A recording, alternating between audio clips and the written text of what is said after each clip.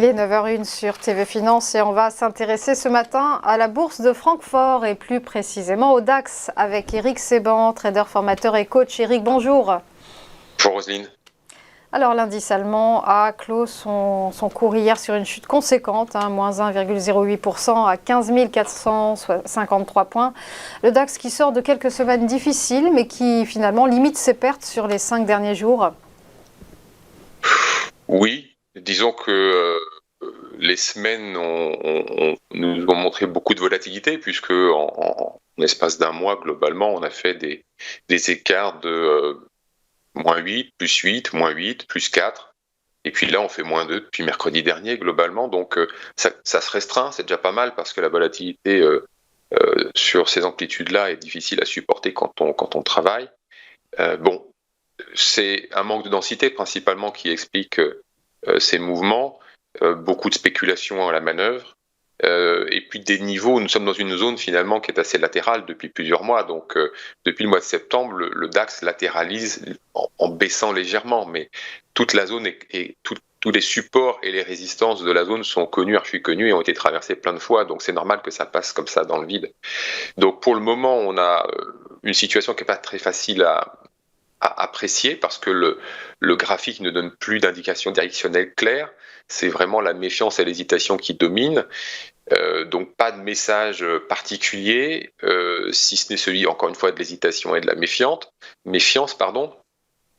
Justement, avec cette zone de latéralisation qu'on a depuis septembre, on a pu assez facilement anticiper ce qui allait se passer. C'est-à-dire que quand on a anticipé une cassure de 16 000, on a anticipé également qu'il n'y aurait pas de relais parce que justement cette hausse était construite sur la contrainte et non pas sur la conviction. Donc les hausses qui se construisent sur la contrainte ne donnent pas de bonne base pour faire du moyen terme.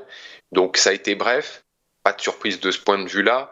Évidemment, en ce moment, le sujet du jour, en tout cas, c'est la fête ce soir. Voilà, qu'est-ce qu'on va avoir comme nouvelle? Bon, alors tout le monde s'attend évidemment à ce que on parle de hausse des taux, évidemment. Est-ce que ça va provoquer des réactions baissières? Beaucoup s'y attendent en tout cas, mais moi je ne le pense pas du tout. Je pense tout simplement que le marché n'a pas tellement changé de contexte depuis la semaine dernière, que ce soit sur le plan des inquiétudes comme sur d'autres plans, sur tous les plans d'une manière générale, on n'a pas vraiment de changement et c'est pas ce que ce soir sera annoncé qui va changer les choses parce que de toute façon, ça fait déjà très longtemps que les intervenants agissent dans la méfiance, avec méfiance, et donc sont protégés depuis un moment. On en parle, je vous le dis. Toute l'année, ça a été ça, et donc la vulnérabilité au trou d'air est démontrée. Il n'y en a pas eu. Voilà, on l'avait annoncé également, et c'est bien démontré. Donc, on sait aujourd'hui que, on ne sait pas jusqu'à quel niveau de prix, évidemment, les intervenants sont protégés, mais on a quelques indices, notamment la réaction qu'il y a eu sur la zone 15 000, 15 100 pour la troisième fois, quand on a baissé de 8%. Quand on y est retourné, on est remonté très très fort, on est remonté de 8% également, et très vite. Donc on sait que jusque-là, en tout cas dans cette zone-là, pas de panique. En dessous, oui, risque de glissade, ça je vous l'ai dit plusieurs fois.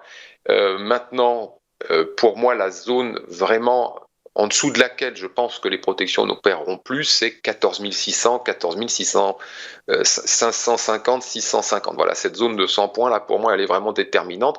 En dessous, si on casse, en dessous, c'est le début d'une tendance baissière qui peut se mettre en place. Au moins jusqu'à 14 000, on peut glisser sans aucun problème. Mais jusque-là, je pense que c'est le niveau de prix à partir duquel les intervenants sont protégés. Donc jusqu'à 15 000, 15 100, il n'y a pas grande angoisse à avoir. Et c'est pas ce qui va se passer ce soir qui va faire changer grand-chose. Vous avez peut-être pu constater que la volatilité depuis une semaine n'est pas redescendue. Ça montre que, non, ça confirme ce que je vous dis, c'est-à-dire que la méfiance est de rigueur et que tout le monde cherche de la couverture. Donc, sauf grosse surprise, la Fed ce soir ne va pas nous apporter un gros impact sur les marchés, en tout cas ne va pas nous apporter, je pense, et malheureusement d'une certaine façon, une indication plus directionnelle que celle que nous avons aujourd'hui, qui sont assez faibles. C'est la raison d'ailleurs pour laquelle, je vous l'avais déjà dit la semaine dernière, moi je n'ai pas de scénario swing à proposer, le graphique ne parle pas, donc c'est difficile de se faire une opinion sur l'évolution à quelques jours du DAX. Les options sont chères, donc malheureusement pas de possibilité de monter des stratégies à base d'achat d'options.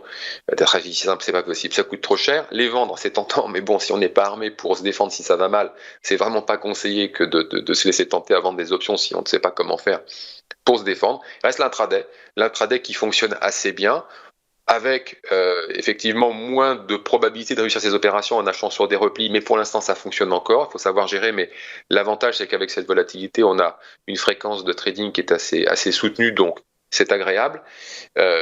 D'une manière générale, à partir de maintenant et jusqu'à la fin de l'année, comme je vous l'ai déjà proposé la semaine dernière, mettez-vous un peu en retrait, réduisez la taille de vos positions, privilégiez l'intraday au swing, parce qu'il n'y a pas de visibilité, et restez vraiment prudent, parce qu'on va rentrer dans une période de turbulence assez voire même très probable. Merci beaucoup Eric Seban pour votre décryptage. À suivre après une courte pause, quelles valeurs, quels actifs vont se démarquer aujourd'hui? Vous saurez tout avec les Market Movers.